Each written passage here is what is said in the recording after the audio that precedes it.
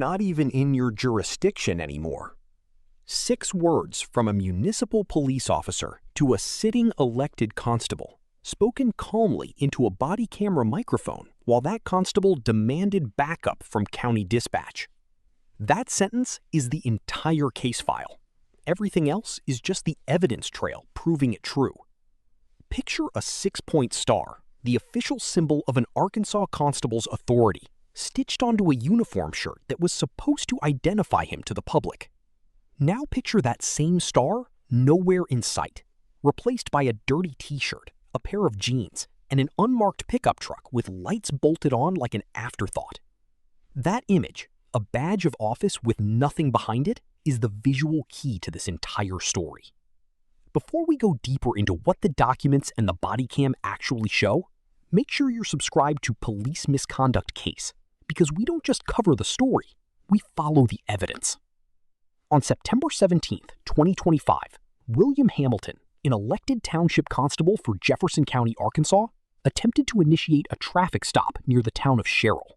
He alleged the driver, a 25-year-old woman, was speeding. She did not stop. Instead, she called 911, turned on her hazard lights, and drove, calmly, deliberately, toward the nearest populated... Go over there. No, don't you tell me what to do. Go. I was going to give you a warning. Hey, do you know what jurisdiction you're in right now? Yes, I know. So back up. It don't matter. I come Back into up. this jurisdiction with my lights on chasing her. Yeah. I have every right. That does not look like a police vehicle. I don't care from the what front. you You think. understand me? Back up. Let me tell you something, buddy. 606. Give me a deputy out here. Yeah, get a deputy. Get back. I'm not arguing with I you. am conducting this stop. Go over there. Don't tell me what to do. County Sheriff's deputy met her and Constable Hamilton, and the interaction was captured on the England officer's body camera.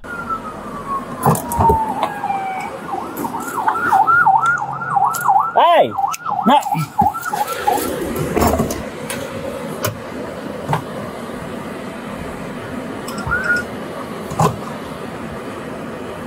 Ten forward. Tell him to stay put. What are you doing? What are you doing? I'm chasing her. Why?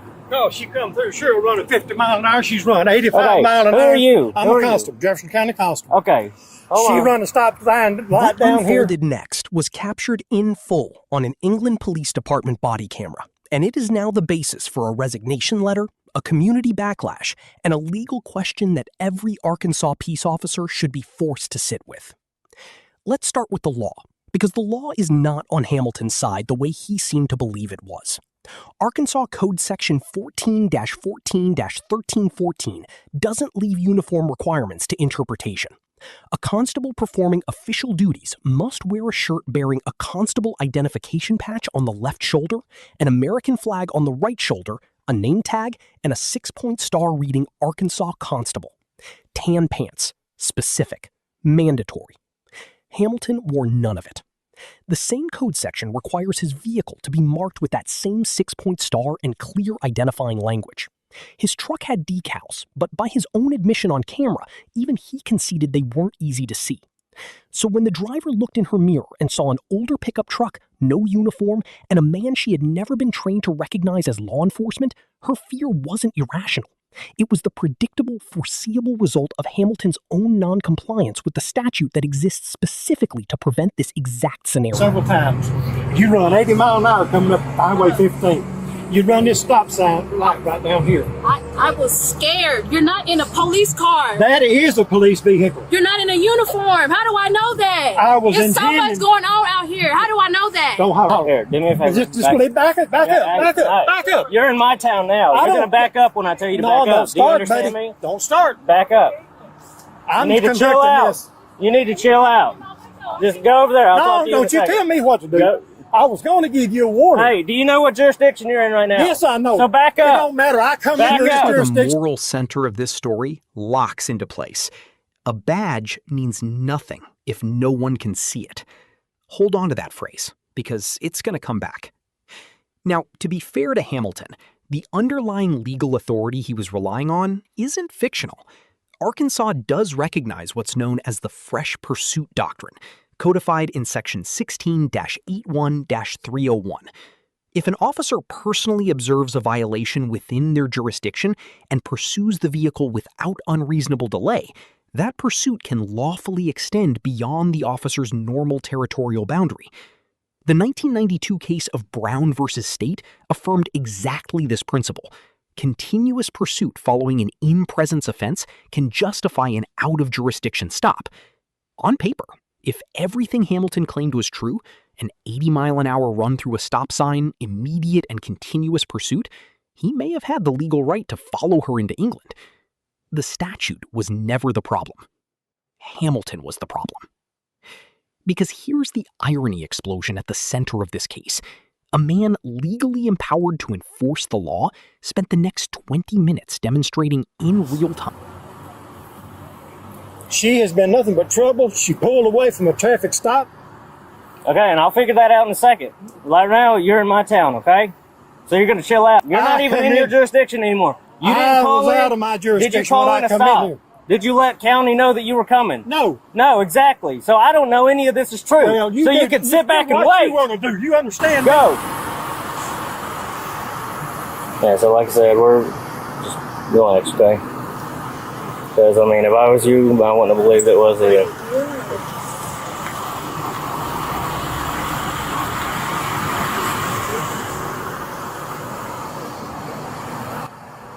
So you tell me what happened, okay? Hold on, Eddie. I'm coming from Pine Bluff. Listen to how Hamilton described the driver to other officers once they arrived. She's been nothing but trouble. Not, I have a legal basis to detain her. Not, here's my badge, here's my documentation. Just contempt, delivered as if his word alone settled the matter. Meanwhile, the driver, who had done everything a reasonable, risk-averse person is trained to do when confronted by an unmarked vehicle, was telling England's officer the truth in real time. She didn't recognize the truck, didn't see a badge, and only stopped because a second unmarked vehicle physically blocked the road ahead of her. He literally blocked the street, like forced me to stop and pull over. He let his window down, so I let mine down a little bit, and then he was like, "You don't see who's behind you? That's the police. Pull over."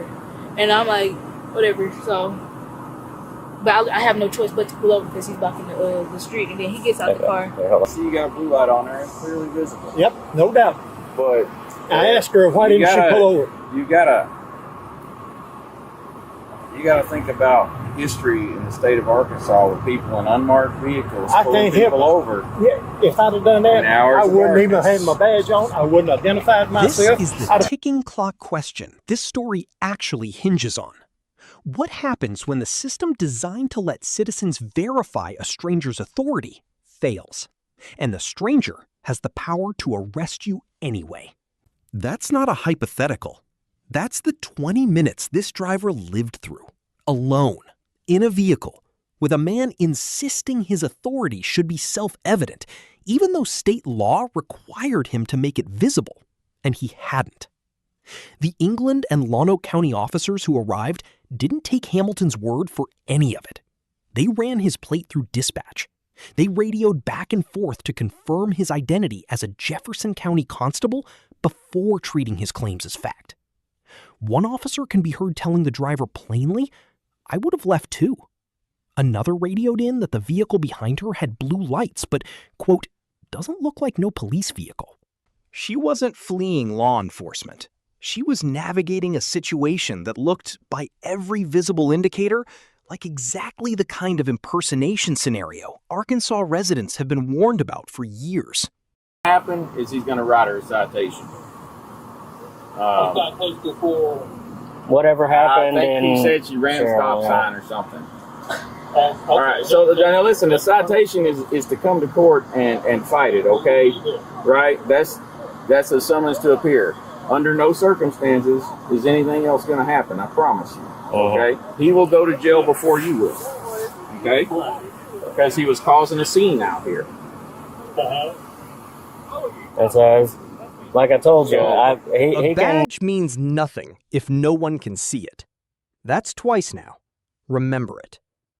Officer Harper's intervention is the legal turning point of this entire case, and it's worth slowing down on exactly what he told Hamilton, because it's the cleanest piece of legal reasoning in the whole encounter. Harper informed Hamilton that he could write a citation for conduct that occurred inside his own jurisdiction, the alleged speeding through Sherrill. But he could not simply declare the encounter a continuation of his own authority once tempers, jurisdiction, and verification were all in dispute. Harper wasn't overriding Hamilton's legal power. He was containing it. He told the driver directly that the worst outcome here was a summons to appear in court, that this was not an arrest situation, and, in a line that should be replayed at every basic law enforcement training in the state, that Hamilton, not she, would be the one going to jail if he didn't calm down and stop causing a scene in a parking lot surrounded by other officers and witnesses. They didn't say it was about speeding, nothing. And then he asked you for your driver's license multiple times. But I didn't stop either. The only reason I stopped is because somebody else, whoever he was called or was with, blocked the street. And I was forced to pull over. Yeah, so apparently there was a second vehicle. Yeah. She did stop, and he came up and said, whatever with, and what he's wearing in the vehicle. I told him I wouldn't have believed he was either. I wouldn't either. I told him I'd have left too. That's why when I saw him behind her when I was coming through here, I radioed. It's like, there's a vehicle with blue lights behind her, but it doesn't look like no police vehicle. Look, I called England Police Department and they told me to stop here. It should be an officer meeting. So that's what I did. So you're fine. The officers state that based on Constable Hamilton's vehicle and attire, they would have been hesitant to stop for him as well. Section 14-14-1314 of the Arkansas Code requires constables, when performing official duties, to wear a uniform with specific identifiers that include a constable identification patch on the left shoulder of the shirt, an American flag on the right shoulder, a name tag above the right pocket flap of the shirt, a 6-point star containing the words Arkansas Constable on the left side of the shirt, and tan pants. Now here, Constable Hamilton was wearing a dirty t-shirt with no identifiers and jeans, in clear violation of this uniform requirement. Additionally, the state mandates that when performing official duties, a constable must drive a motor vehicle that is equipped with emergency equipment and clearly marked with a 6-point star and the words Arkansas Constable. Now, although Constable Hamilton's vehicle was equipped with emergency lights and marked on the doors, the markings were not particularly noticeable. And given the fact that Constable Hamilton was driving an older model pickup truck, it is understandable that the driver feared that he was not a real law enforcement officer. He's going to write you a warning, okay? And then you and your dad can talk to whatever authorities there are in Jefferson County about this, okay? This is the most peaceful, quickest way to resolve this, all right? That warning doesn't require you to do anything. Except promise not to do it again.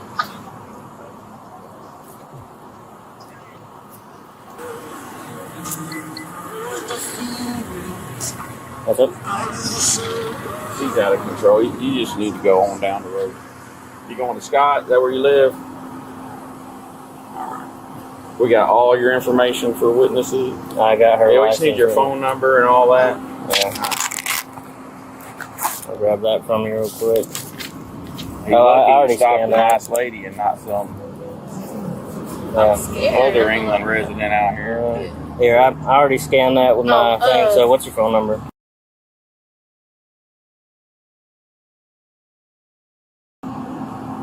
Okay. And that license that was on your ID, is that still your current one? Yeah. Okay. I just give it. Should be fine.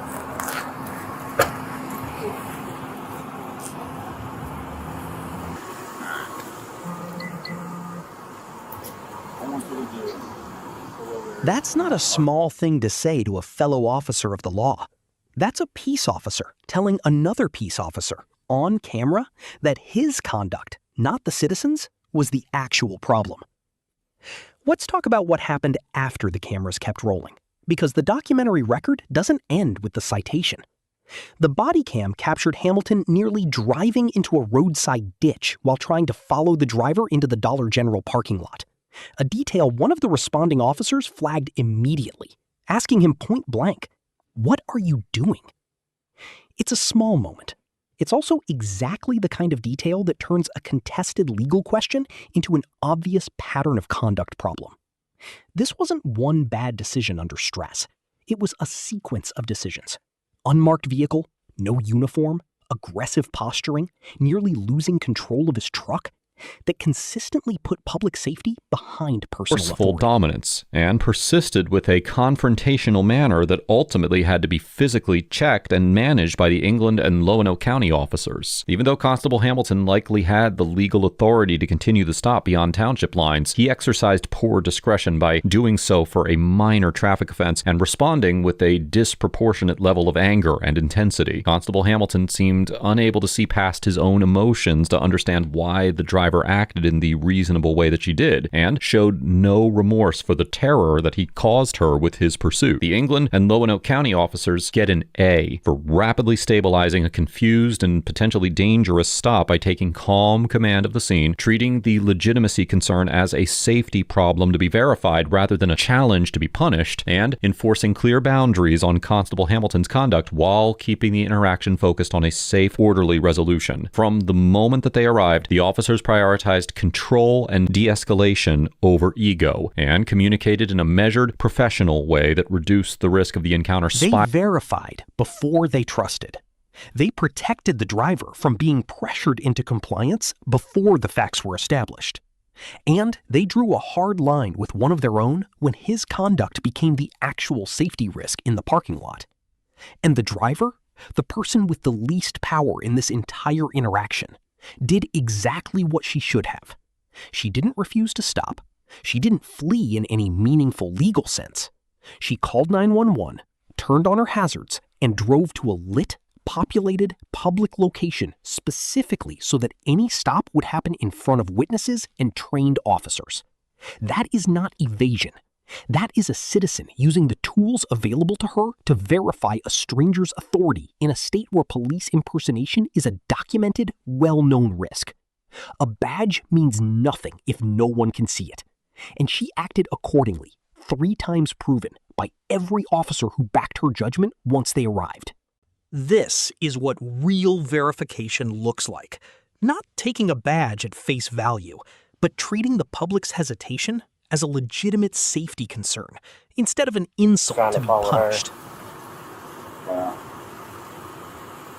I got out. I said, "What are you doing?" It doesn't sound like it's a good traffic stop, so we should stick around and make sure you don't follow her. And Following the encounter, Constable Hamilton faced community criticism for his actions, and on September 23, 2025, he submitted a resignation letter to Jefferson County Judge Gerald Robinson indicating that he would be retiring at the end of the year. The outcome of the citation that he issued to the driver is unknown. Constable Hamilton gets an F for attempting to initiate a traffic stop. 6 days later, on September 23, 2025, Hamilton submitted a resignation letter to Jefferson County Judge Gerald Robinson, indicating he would step down from his elected position at the end of the year.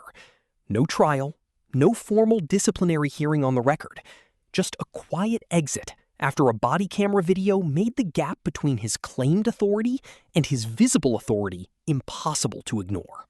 The outcome of the citation he issued to the driver remains unknown, a loose thread the public record has not yet tied off. So who actually earns scrutiny here, and who earns credit?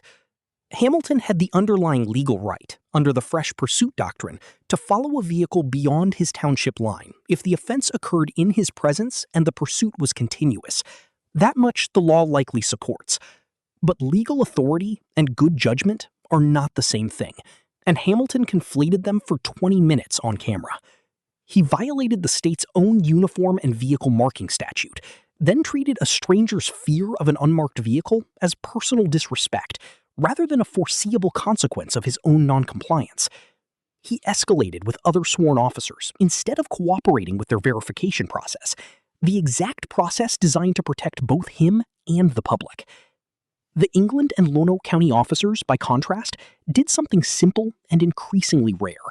They treated uncertainty as a problem to be solved, not a threat to be over punished. ego, and communicated in a measured, professional way that reduced the risk of the encounter spiraling further. They verified Constable Hamilton's identity through dispatch, they stepped in when his demeanor became confrontational, and they protected the driver from being intimidated or pressured by Constable Hamilton while the situation was sorted out. They also demonstrated common sense and empathy by recognizing that a young woman's hesitation to stop for an ununiformed man in an older, less recognizable vehicle was not inherent inherently suspicious, and by treating her decision to call 911 and drive to a well-lit, populated location as a reasonable safety choice rather than evidence of wrongdoing. This interaction highlights how competent policing requires restraint, clear communication, and disciplined scene management rather than ego-driven emotional reactivity. The driver also gets an A for responding to an ambiguous and potentially unsafe traffic stop with measured self-protection, using 911 to seek immediate verification instead of escalating the situation on her own, and choosing a safer location to stop in a way that balanced personal safety with compliance. Faced with a traffic stop initiated by an individual who was not in a clearly marked police vehicle and was not readily identifiable as an officer, the driver's decision to keep moving while activating her hazard lights and remaining on the phone with dispatch reflected a practical effort to reduce risk without simply refusing to cooperate. She did not attempt to flee in the ordinary sense of the word, and her conduct was consistent with a person who was trying to confirm an officer's identity and avoid being isolated, particularly given the well-documented reality that police impersonation is a known threat. By continuing to a well-lit, populated area where uniformed local officers could meet her, the driver created a controlled environment